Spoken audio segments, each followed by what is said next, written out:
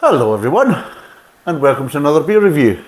Really dirty, I can't see, hold on. That's a good start, isn't it? I'm looking at it thinking, why is everything all kind of foggy and hazy? Or is it foggy and hazy? I don't know. Still not the best. Is it the camera? I don't know if it's the camera. We're just trying to even do the camera. Ooh. There we go, that's a bit better. Bit better, isn't it? Be alright, isn't it? Proper job. Spending too much time down here, I really am. Down in the West Country. Be alright, Papa. Alright, handsome. Right, so we're doing another beer review today. Yes. Right, but this is an interesting one. Well, it is for me. It might not be for you, but it is for me. It might be interesting for some people. Just depends. But we're actually going to do the first proper review of the Christmas beer, and I've managed to stay off it, so I have, and away from it. And this is the kind of traditional kind of conditioning, so just the recommended recipe, and then it's been conditioned for a few weeks. The only problem is, the only downside is, there was a slight issue. It's probably the best way of putting it. What happened was, I had to go away for a couple of days, and then when I was away a couple of days, that's when I had this really kind of cold snap down in the kind of south of England.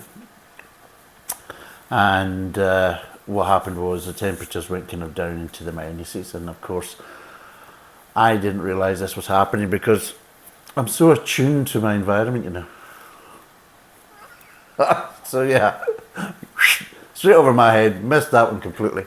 And the problem was, I even remember reading about a cold snap supposed to be happening, but a lot of times you read about these cold snaps and they're always happening kind of in north of England or Scotland or Northern Ireland or something like that, or even over in Kent. It never really gets over towards kind of Devon and Cornwall so much, but this one bloody did, didn't it? So what happened was, it cold crashed while it was conditioning. It cold crashed for 2 days, because it was basically in the minuses for them days, and it was sitting out in the shed with no coat on or nothing, just basically in the stainless steel kind of fermentation vat. So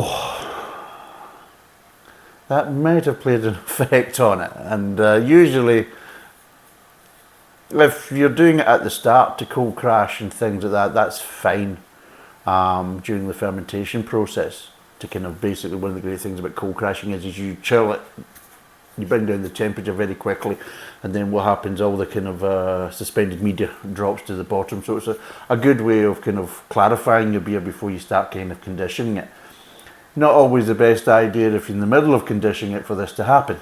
It's not the worst, but it can have an adverse effect, and more so on darker beers than it would be on lighter beers. In fact, it's actually quite nice for lagers and things like that, and it actually benefits them, but not for dark beers, and unfortunately it's just a dark beer. So we'll have to see what it's like. So I've poured it off, I've kind of carbonated it a bit, I've poured it off. As you can see, it's got a wee bit of thing on it. I just didn't really want to over carbonate it because I can't remember what the bottle was, and it's one of these beers where you can get away with under carbonating it. You mean you can also have it flat as well, but we are putting it up against. Now if you don't know, this is a copy or a replica of this, or supposed to be, we'll find out if it is or not, of the old Peculier from Theakston's, which is a very good beer. I don't know about the legend. It's 5.6% alcohol.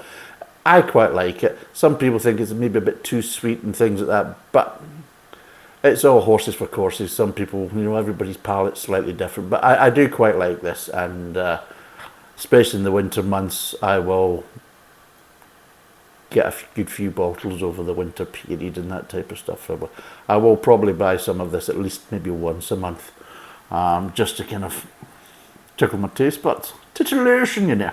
Yes, aha! So this is an unpasteurised and cold filtered, and it's a premium ale, and that's really it. There's not really much on the back there. It's just, it is what it is. It's an unpasteurised, cold filtered to protect the unique flavour of our beer. Now, what we have done, if people haven't been watching, which is probably a good you know, it's probably, you know, quite a lot of you. But if you haven't been watching, what I've done is I've also siphoned off after the fermentation process, basically 2 casks worth, and I've now basically got them in the casks condition as well. But what I've done is I've added 2 primers. So in one cask I've added muscovado sugar to basically help with the kind of conditioning and also build up the carbonation in the cask. But we'll still put it through the beer machine anyway, just in case. And obviously we did one with the treacle, which I had a bit of an accident with, and I managed to spill the bloody treacle all over the kitchen, made a hell of a bloody mess. And yeah, it was panic stations for me anyway, with a gammy leg trying to clear up all this mess. But we did manage to get it in. Well, I managed to get it in because nobody bloody helped me. I did manage to get it into the cask with the actual treacle and everything else, and that's been conditioning for a good few weeks as well now. So we will be trying them out. And again, they're going to be obviously doing some carbonation built up because I'm doing it as a carbonated condition. So it is, so there's no chance for the things to keep. So it's building up pressure just now. But again, we'll put that through the beer machine as well and just see how it pours. So let's get the Theakston original Old Peculier poured, and then we'll compare it to my concoction. Now, I can't take, oh God, it's not opening for goodness sake. I can't take any credit. This is a recipe that had been recommended by quite a few different brewers online and everything else. And let's see what it's like.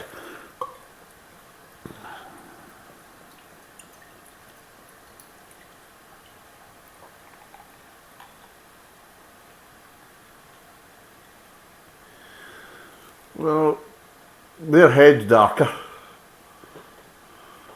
looking at it. We tend to compare it. This is a darker head. It's more tanned. This, as you can see, is a bit lighter. So it is, but it is what it is. They look fairly kind of similar. The colour process is quite the same. Right. So I'm going to go with the Old Peculier first. The head is very similar. That type of stuff, and it will kind of go back down to a kind of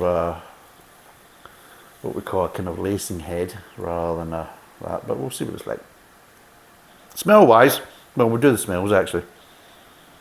Right, I'm getting dark malts, I'm getting molasses, I'm getting kind of slightly sweet accents as well.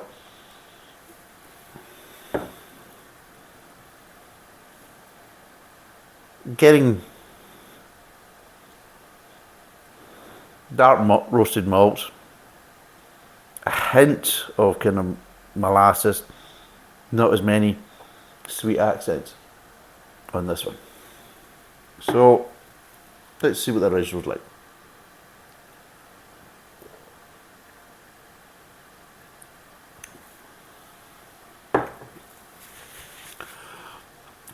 Right.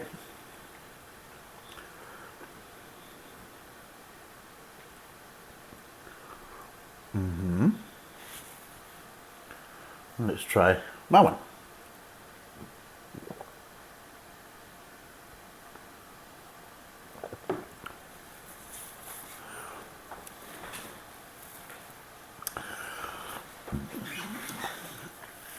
Some of the flavour profiles are similar, and I'll be honest, some are a wee bit away. The main thing I noticed in the difference is you get a slight, ever so slight banana accent with the original. Ever so slight. And it's a bit of a sweeter. There's a bit more sweetness in the aftertaste with the original. With this one, I'm getting a little bit more banana. It's almost getting in towards a flavour rather than an accent with this. And I would say that there's less sweetness in the aftertaste.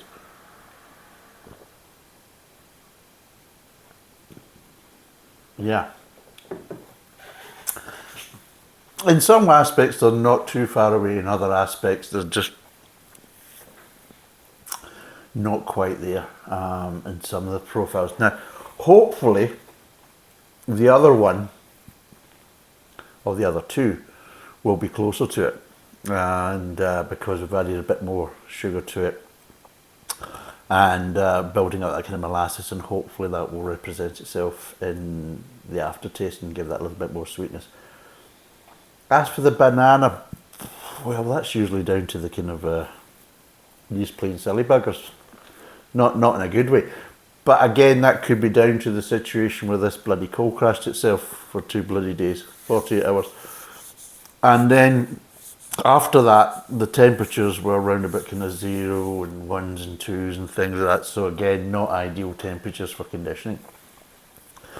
Really want it at basically 7 plus, really for conditioning between 5 and 7 at the minimum. So again, not the best.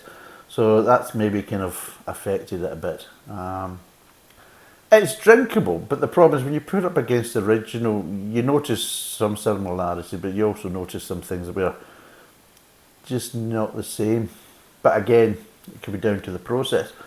But as a beer itself, it's actually not bad. I mean, this is my one. This is the original out the bottle, and you can see it's flat on the witch's tip from a point of view of head-wise and even lacing of the glass. It's just not really doing it.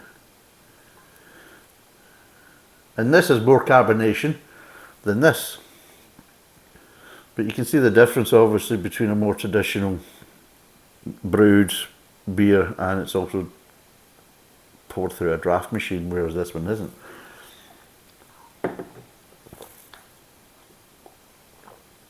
I mean, this is more carbonated, but it's nicely carbonated. It's one of these ones where you get the carbonation, but it doesn't really affect the mouthfeel in any way, shape or form. It just kind of still glides down the throat as if it wasn't carbonated at all. It's just that nice balance of carbonation, which, let's be totally honest, with some of the brews that I've been trying over the Christmas period, a few of them have been overly carbonated. There was one that was just ridiculously overly carbonated, and it's just like,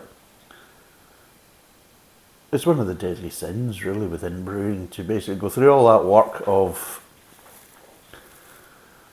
you know, preparing the ingredients, fermenting, conditioning, bottling or canning and things, all these different processes, and in between you completely screw it up by overcarbonation, which is just, it's sinful from the point of view is, why?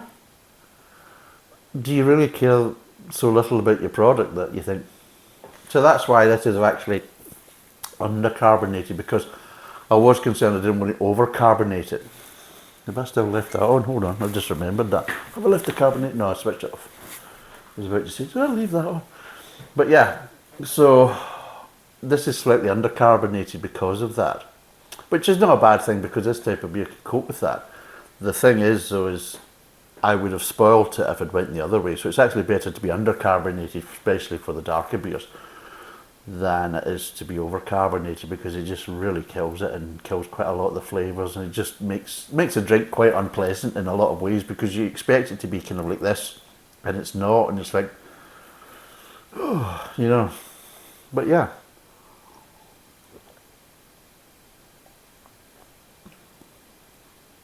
But yeah, in general, it's quite a nice beer. So it is. Now, let's rate them out of 10. Right.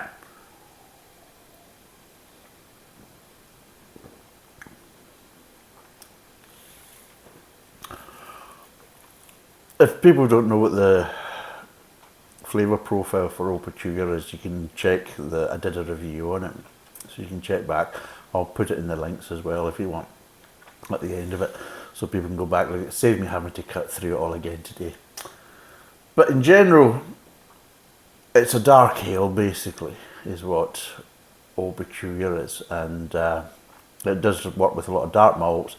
There is kind of molasses flavours, dark malt flavours in there, but there's just a nice kind of sweetness to the aftertaste. Now, a lot of times people are looking for more kind of bitterness in the aftertaste, especially with kind of darker beers, whereas this one kind of bucks the trend and gives you a kind of sweetness in the aftertaste, which is nice and pleasant in its own way, and also kind of makes it more unique. I think that's what obviously kind of adds to the kind of peculiarity of it, because everybody expects the traditional bitterness, and Old Peculier gives you the kind of opposite, but it's a controlled sweetness.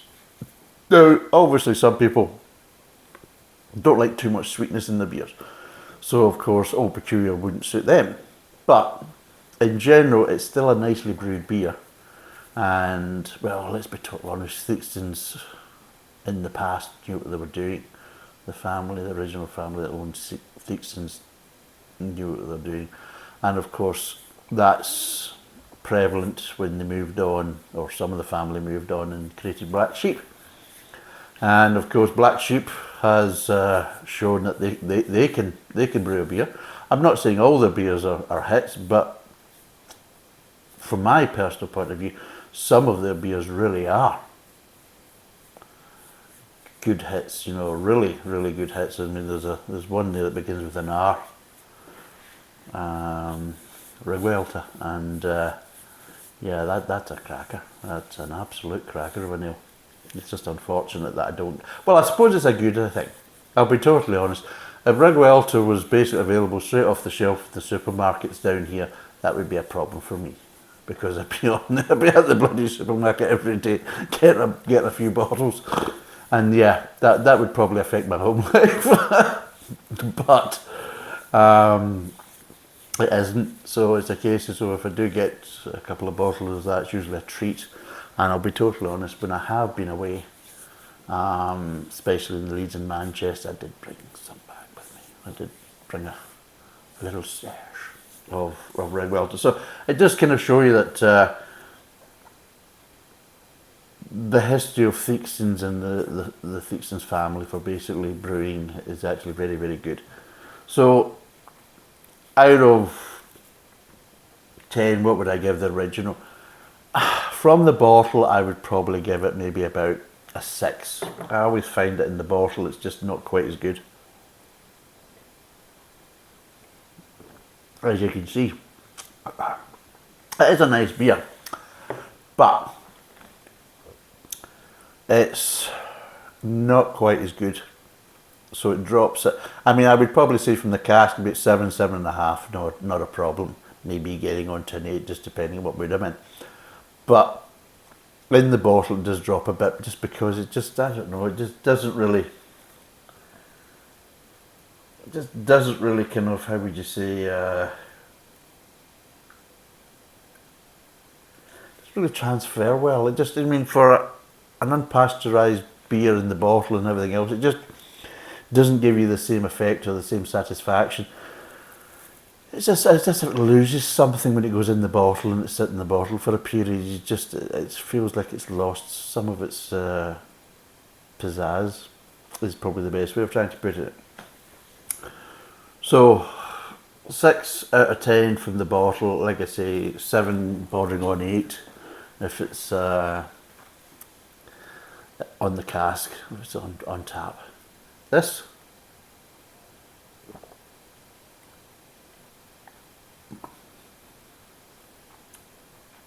slightly undercarbonated, which does affect it a little bit. Not too much, but it does affect it a little bit.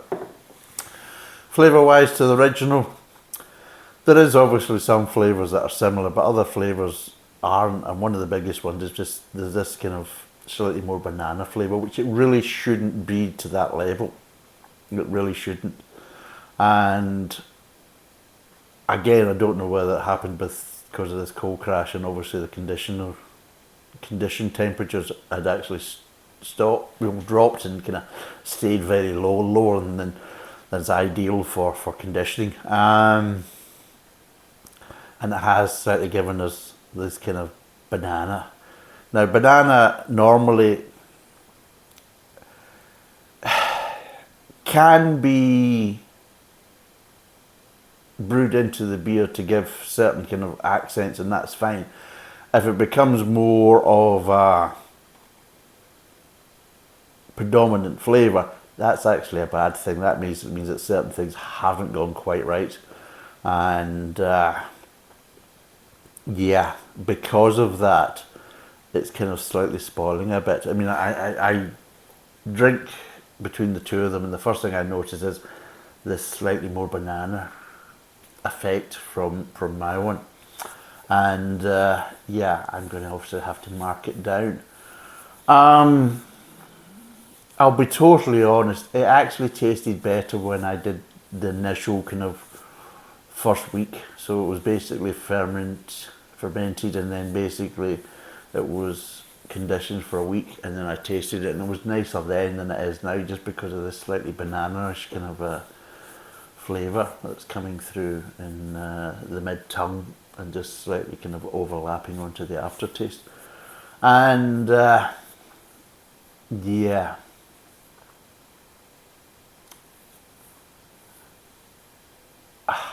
it's a hard one, because I put the work in, you know. I mean, to brew this beer, if you say it, I mean, creating the wort, well, how long did it take me? It took me basically almost a day to do the wort. I started at maybe about 10 o'clock, and I finished the wort. I'm talking about a kind of working day, I'm not talking about a full 24 hours. But yeah. Yeah, I started about 10 o'clock, and I must have finished at about back at 5. Once I got everything down to temperature and I could actually add the yeast. So I class it, the wort doesn't become finished until basically it's down to what we call fermentation temperature, where I can actually safely add the yeast and then basically set it up for fermentation. So yes, it was almost 6 o'clock by the time I'd actually got everything done, settled, and basically added the yeast. And there was a lot of back and forwarding with the kind of different timing of the hop additions and everything else and that type of stuff, and trying to get the kind of Belgian candy sugar to bloody dissolve in the liquid, which took a bloody age. I'll be totally honest, I'm still in there like a bloody idiot. I was doing an impression of the KitchenAid. Yeah, just mixing away there. And yeah, I would have probably said with all that Belgian candied sugar, it was probably almost an hour it took me to finally get that to bloody dissolve properly into the actual wort and everything else. And yeah, so I put the work in, and I suppose I'm a bit kind of disappointed with the kind of outcome, because I was hoping it should have been getting better over the period of conditioning, and I would probably say it's actually slightly worse in my view. So I would probably say it's at least a 4. I would say it's below average. I would say it's not where I'd like it to be. And yeah, I would say I would probably give this a 4 out of 10. And Adrian had tried it, and he quite liked it when it was quite young, quite fresh, and it was tasting better. Now, no, it's not as good as it was when it was fresh, and I think obviously there was some screw ups with the conditioning process, and just me not obviously giving it enough due care and attention, and not really realising that this cold snap was also coming our way as well as to other areas of the UK, and I should have paid more attention. So that's my screw up, and I hold my hand up. I fucked up. There you go. And at the end of the day, I've got my just desserts, because I've got my rewards, and it's not as good. The good thing is though, there's an upside, that I have 2 basically casks, and I kept in because I wanted them to basically have a better chance. So they've been kept indoors. So they've been in 2 thermal casks. 2 pressurised thermal casks, and they're actually kept in the living room behind the couch. I don't know. I mean, fair play to them. I mean, they're out of sight, out of mind, that type of stuff, but I'm sure it's a case that it probably annoys the wife to a certain degree, so fair play to her that she basically allows me to do this, because probably most of them would say, you off, you know what I mean, with that idea, because it's not happening. But no, fair play, she allows me to, she basically kind of, how would you say, humours me with my stupidity. But yes, fair play to her. So yes, it's been sitting behind the couch, both of them, and they're in a kind of thermal bag as well. So both of them are in a thermal bag. They're fairly close to the radiator, but they're also in a thermal cask as well. So the temperature should be kind of optimum for kind of conditioning, and they should be better, hopefully. I mean, if they haven't, then there's going to be alarm bells ringing, thinking, what the hell's happened? How could it started off fresh and then everyone's went basically, tits up? So they should be okay. This one has been affected. This one hasn't gone the way I wanted it to. But I wasn't really too bothered about this, because I think with other viewers who have been watching this and following this, they're quite interested to see how the molasses and the muscovado sugar has actually added to it, and see if it gets it closer to the original, because they've basically been advised, or they've heard about, that the original Theakstons, they add either brewer's licorice, or they're adding basically treacle to the conditioning as well. So we'll see what happens. But yeah, it's just, this one's just not quite there.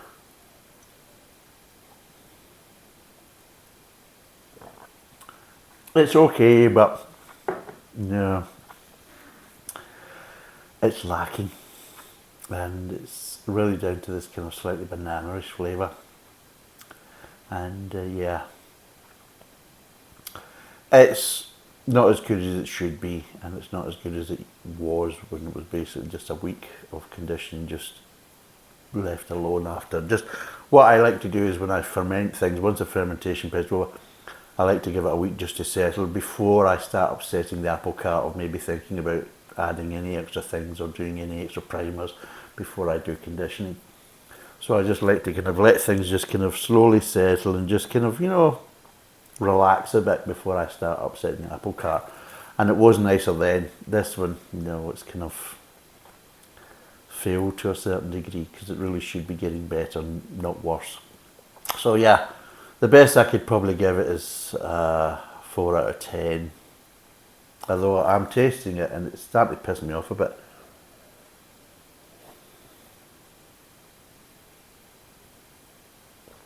So it is. And I'll be told this, the mouth isn't really acclimatising to it. I mean, every time I take a drink, it just feels it. No, I'm going to change it. I'm not going to give it a 4 out of 10, I'm going to give it a 3 out of 10. It's just not quite there, it really isn't. And by trying to say it's just slightly below average, I think it's a little bit more than that, below average. And yeah, it's a 3 out of 10. Bit of a disappointment, but we do have 2 other ones to kind of look forward to, and I think they should be better, and I'm kind of slightly excited about that. So that's a good point. So it's, my one's a 3 out of 10. The original in the bottle is a 6 out of 10.